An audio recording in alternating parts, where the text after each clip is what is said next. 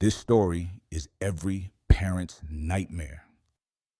A mother says goodbye to her child, and just days later, her family is planning a second funeral. 2 lives, 3 weeks. One heart-shattering tragedy. This is the story of Kaylynn Davidson and her son, Kyler Jackson, a mother and child whose lives were both stolen by bullets in South Bend, Indiana.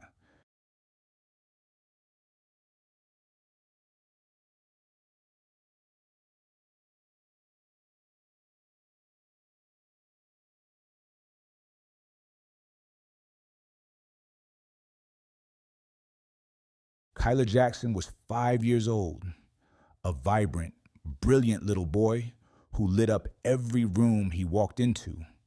He had just been accepted into Kennedy Academy, already showing signs of being a gifted learner, especially in math. His father called him a genius. His family called him joy in human form. But on April 30th, 2022, everything fell apart. That night, Kyler was staying at a relative's home when somehow a 9-year-old boy, the son of one of Kaylynn's sisters, got his hands on a loaded gun. No one expected what happened next. It was an accident, but one that shattered multiple lives. The gun went off. Kyler was shot. He was rushed to the hospital, where he fought to survive for 3 days. But on May 3rd, he passed away. Kaylynn was devastated, not only by the loss, but by who was responsible. In a heartbreaking Facebook post after Kyler's death, she said she would never speak to her mother, her sister, or her nephew again. The pain wasn't just physical, it cut through her bloodline. One bullet not only ended her son's life, it tore her family apart. On May 12th, just 2 days before Mother's Day, Kaylynn Davidson stood at her 5-year-old son's funeral. Surrounded by flowers and heartbreak, she held onto her teenage son, trying to stay strong for the both of them. The loss of Kyler shattered her. Friends say she barely spoke that day. Her eyes were vacant.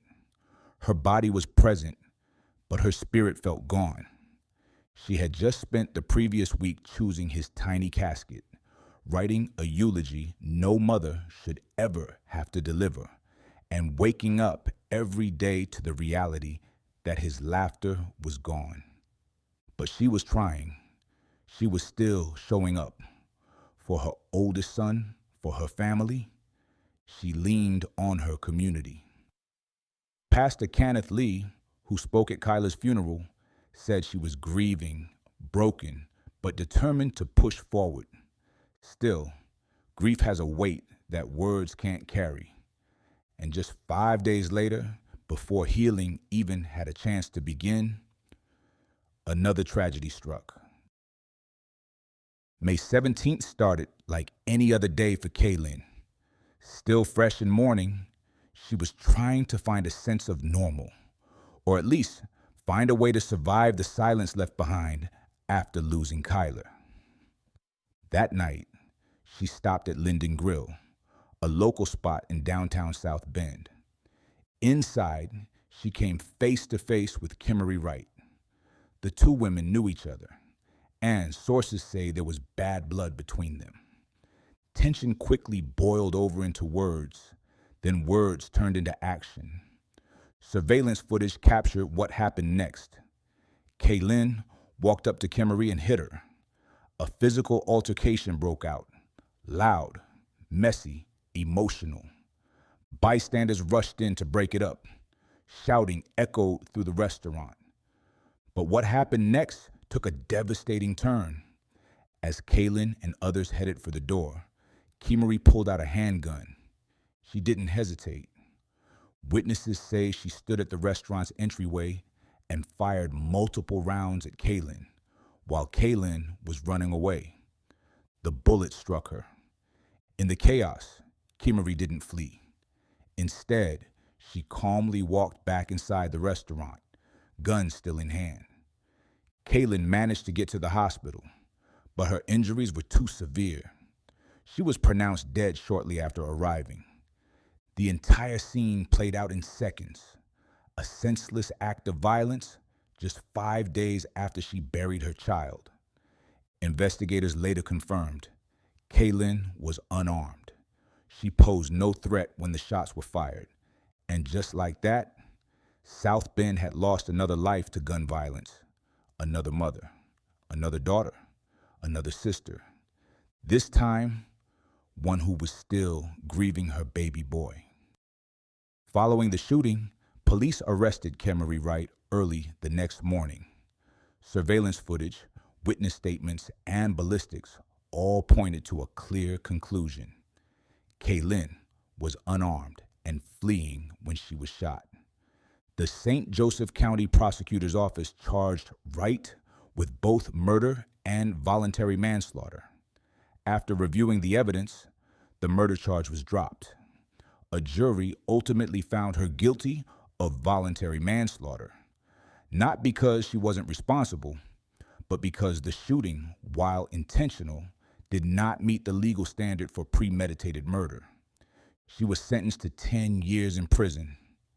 10 years for ending the life of a grieving mother, 5 days after she laid her 5-year-old son to rest. For Kaylynn's loved ones, the sentence offered closure, but not peace. Her teenage son was left without his mom or his little brother, and a family already torn apart by one tragedy now had to survive another. Justice may have been served in the eyes of the law, but the pain? That sentence lasts far longer. Kaylynn Davidson was 32. She was a mother, a sister, a daughter, trying to rebuild after the unimaginable. Instead, her family planned a second funeral in less than a month.